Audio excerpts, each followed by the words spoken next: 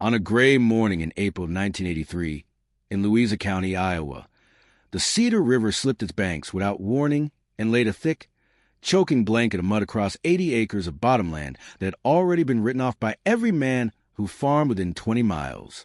The water didn't roar. It didn't crash. It crept, slow, cold, certain. By noon, fences were gone. By evening, the fields looked like something dredged from the bottom of a lake, dark, slick, and lifeless. And standing at the edge of it, boots sunk halfway to the ankle, was Walter Haines, 72 years old, 51 seasons on the same land, hands like dry oak bark, fingers bent from years of clutching steel and soil. He didn't say much. He just watched the water settle. Behind him, a county truck door slammed.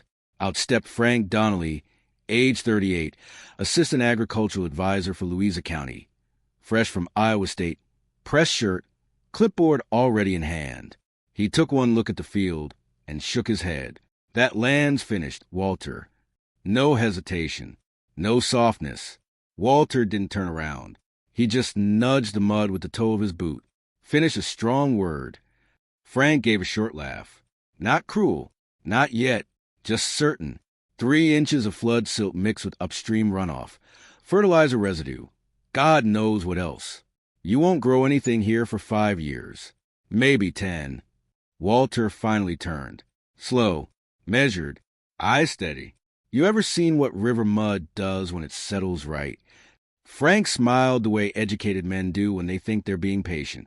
I've read the data. Walter nodded once. That ain't the same thing. Let me tell you about Walter Haines. He was born in August of 1910 in the same white farmhouse that still leans slightly east against the prevailing wind.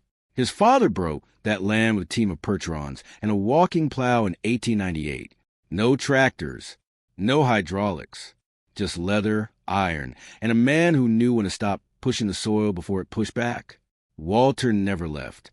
Not for the war, not for the cities, not when the banks came in 1933 and tried to take everything that wasn't nailed down.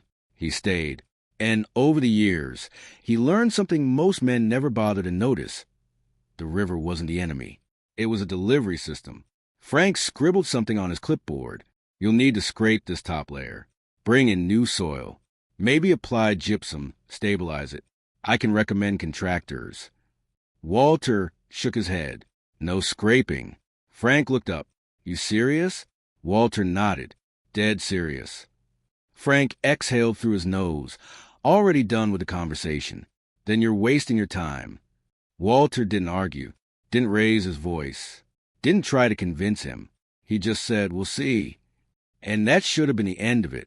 But it wasn't, because 3 weeks later, when the water had pulled back and the mud had started to crack under the first real stretch of sun, Walter drove something out into that ruined field that made half the county stop what they were doing. A 1949 farmland. Red paint faded to something closer to rust in color. Steel wheels long replaced with rubber that had seen better decades. 38 horsepower on paper. Maybe 30 left in truth. It had been bought new by Walter's father for $1,950 at a dealership in Muscatine County. It had never left the farm. Not once. The engine still turned over with that deep, steady rhythm that modern machines couldn't replicate if they tried. And behind it, chained with a setup no manual would recommend, was a set of drag harrows Walter had modified himself sometime in the late 1950s. Frank heard about it before he saw it. Old man Haines is out there tearing up flood mud with that antique. By the time he arrived, there were already 6 trucks parked along the edge of the road, men leaning on doors, arms crossed, watching. Walter drove straight lines across the field, the harrows slicing shallow, not deep, breaking the crust without burying the layer beneath. Frank walked up beside one of the farmers. What's he doing? The man didn't take his eyes off the field. Same thing he always does. Something nobody else understands. Frank shook his head. He's destroying what little chance that soil had. And then, right there, with half a dozen men listening, he laughed. Not loud, not mocking, but confident, certain. He's farming mud like it's gold. Walter heard it. Of course he did. The engine noise wasn't enough to drown it out completely. He brought the farmel to a stop, let it idle, climbed down slow, boots hitting the mud with a soft pull. He walked over, wiping his hands on a cloth that had already seen too many years. You get that laugh out of your system? Frank straightened, a little surprised. I'm just saying what everyone's thinking. Walter nodded. That's usually the problem. A couple of the men shifted. No one spoke. Walter looked back at the field, then at the machine, then at Frank. You see waste. I see a deposit. Frank opened his mouth to respond, but Walter had already turned away, climbed back onto the farmel, and when he dropped the harrows again, something changed in the sound of the soil beneath them, a softer break, a different resistance, and one of the older men at the edge of the road leaned forward just enough to notice, because what Walter understood about that mud, what none of them did yet, was buried just beneath the surface, and it was about to start proving itself. The first thing that changed wasn't the color. It was the smell. By mid-May of 1983, when most of Louisa County had already written Walter Haines off as a stubborn old man working a dead field, something quiet began to rise from that stretch of river-bottom land. Not rot, not decay, but something deeper, earthy, alive. The kind of smell you only notice if you spend enough years close to soil to understand the difference. Walter noticed at the moment he stepped out of his truck before sunrise. He didn't say anything. He just stood there for a while, breathing. Let me tell you about river silt. Not the kind that clogs culverts or buries fence posts, but the kind that travels for hundreds of miles, carried grain by grain from upstream hills, forests, and farmland, picking up organic matter, microscopic nutrients, and minerals that no bag fertilizer can fully replicate. By the time it settles, isn't just dirt. It's a layered history of everything the river has touched, but only if you don't ruin it, only if you don't bury it too deep or strip it away entirely. Walter knew that. Frank didn't.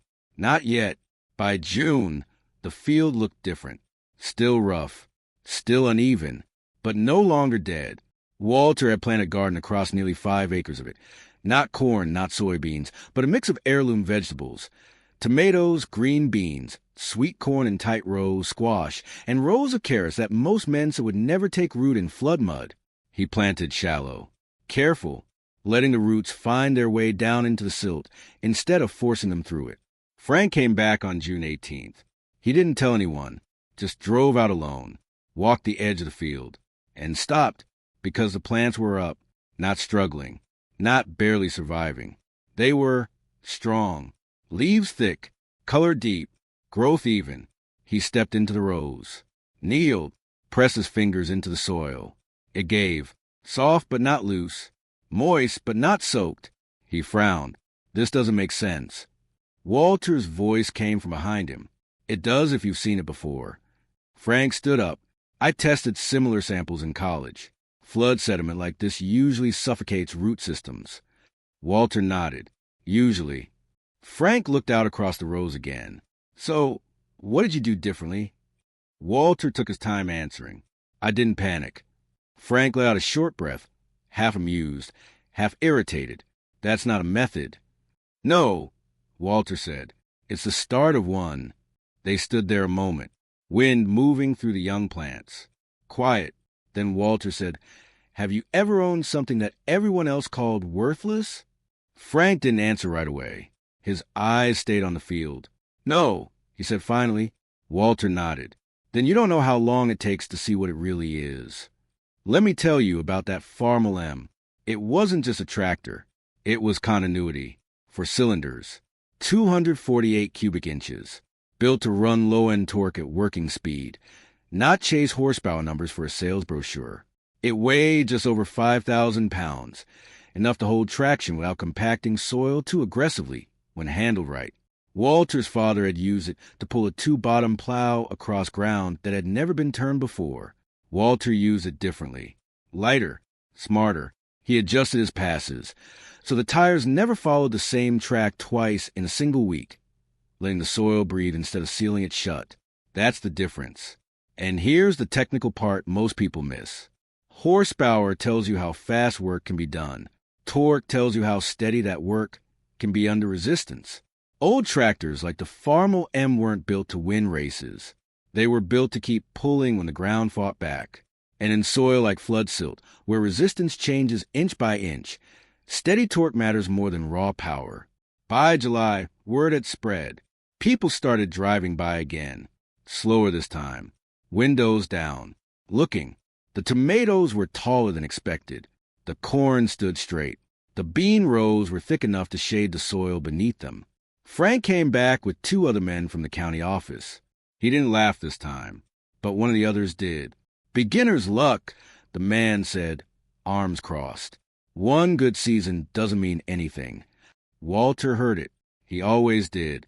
He stepped forward, brushing dirt from his hands. You might be right. The man smirked. Of course I am. Walter looked him in the eye. Then come back next year. The man opened his mouth, closed it, because there was nothing easy left to say. And as the wind moved through that field, through plants that should not have been there, rooted in soil that should not have worked, Frank Donnelly felt something shift in the back of his mind. Not belief, not yet, but doubt. And doubt, for a man like him, was the beginning of something much harder to ignore, because harvest was coming, and what it revealed would force him to decide what kind of man he was willing to become. By late August of 1983, the field no longer looked like a mistake. It looked like a challenge to everything people thought they knew. The rows were full, heavy. Tomato vines bowed under their own weight, fruit thick and red, skins unbroken. Corn stood shoulder-high, ears filled tight from base to tip. Even the carrots, those stubborn, delicate things that should have twisted and failed in that soil, came up straight, long, and clean. Walter moved through it all the same way he always had. Slow, steady, no wasted motion. He carried a crate in one hand, knife in the other, harvesting what was ready, leaving what wasn't, never rushing the land to meet a schedule. Frank arrived again on September 3rd. This time, he didn't come alone.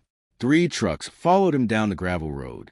County staff, 2 local farmers, and the same man who had called it beginner's luck. They stepped out together. No one spoke at first. They just looked, because there are moments when evidence becomes too obvious to argue with, and all that's left is a quiet discomfort of being wrong. Frank walked into the field, not at the edge, not observing from a distance.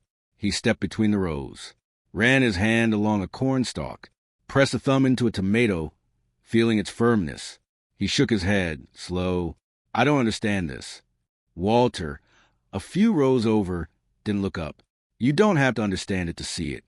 Frank stopped. That line stayed there, hung in the air, because it was true. And truth, when it arrives at plainly, doesn't ask permission. It just sits with you. Let me tell you about seasons. Not the way they're printed on calendars, but the way they actually work. A field remembers what's been done to it. It remembers pressure, drought, neglect, and care. And sometimes when something disrupts it like a flood, it resets parts of that memory. Not everything, but enough to give a man who knows what he's looking at a second chance. Walter had seen that before, back in June of 1951, when the same river had risen and left behind a thinner layer of silt.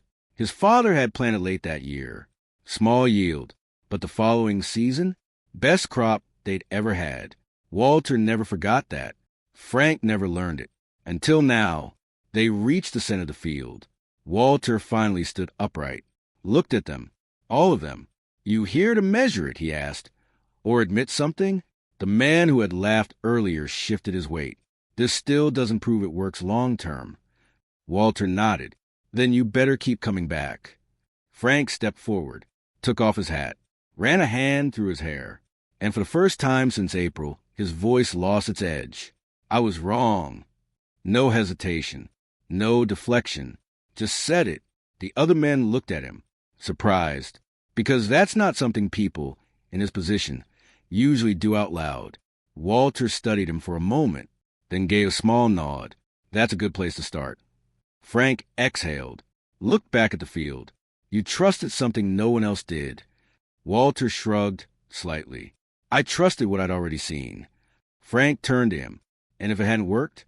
Walter's answer came easy. Then I have learned something worth knowing.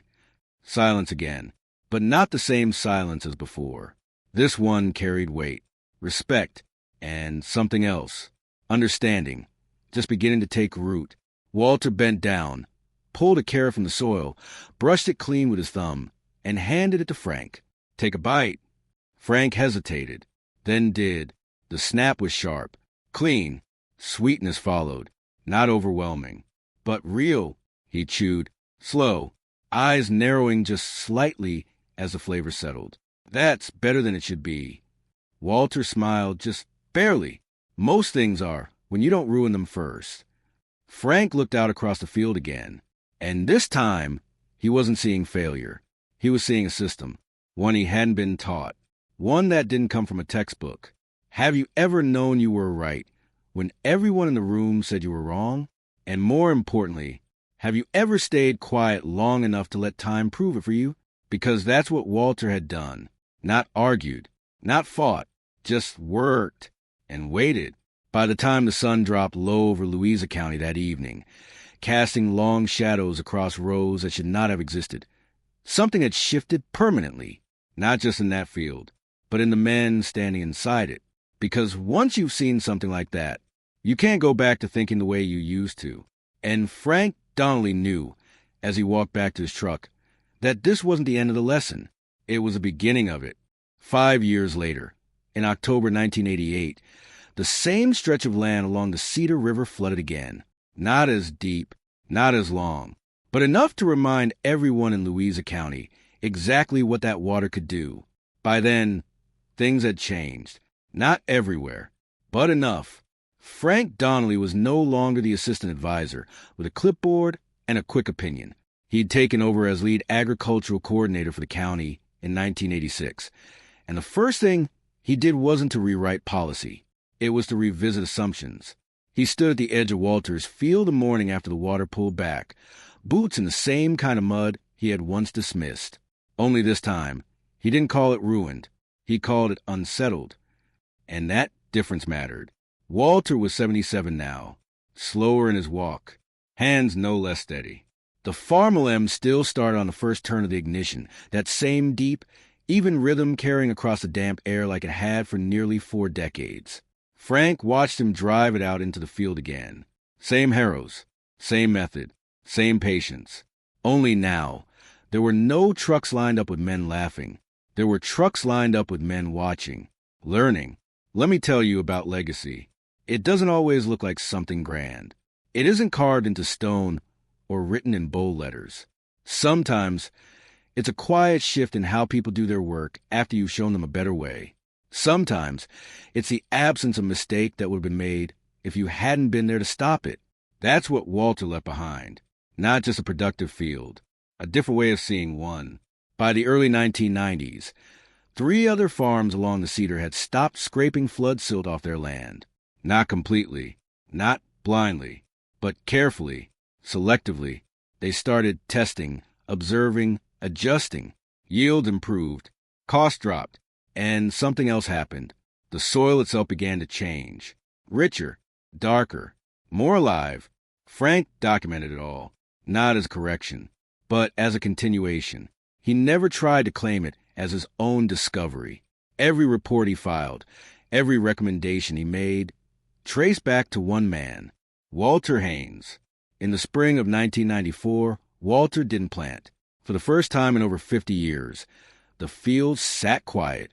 The farmland stayed in the shed. Clean, maintained, ready, but still. Walter passed away on March 12, 1994, in the same farmhouse where he was born. No hospital, no machines, just a bed near the window where he could still see the land. Frank attended the funeral, stood in the back, hat in hand. He didn't say much. He never had, once he learned better. After the service, he walked out to the field alone. The soil was dry, waiting. He knelt, pressed his hand into it, closed his eyes for a moment, then stood, because he understood something now that he hadn't before. The work didn't end with the man. It moved on. Walter's daughter, Elaine, took over the farm that year. She didn't change much. Didn't need to. She had watched long enough. Learned quietly. Just like her father, the farmland still runs. Same engine, Same frame, rebuilt once in 2001, but never replaced. It still moves across that field every spring after the river recedes, breaking the crust just enough to let what's underneath breathe again. Frank retired in 2008, but not before making one final recommendation to the county board. A simple one. Before you call land ruined, he wrote, make sure you understand what you're looking at. They approved it without argument, because by then they had seen enough. Years later, people still drive by that stretch of land when the river floods, not to shake their heads, but to see what it will become. And somewhere in the sound of that old tractor, still working soil that once looked like the end of something, there's a lesson that doesn't need to be explained anymore. It just needs to be seen. Some things don't become worthless when they're covered in mud. They become valuable to the people patient enough to understand what the mud brought with it. If you've ever known someone like Walter, someone who trusted what they'd learned over what they were told, share their story in the comments. I read every one. And if you want to hear about the farmer in Greene County who ran the same threshing machine for 63 years after the manufacturer went out of business, and why no one could figure out how he kept alive, that story is coming. You want to be here for it.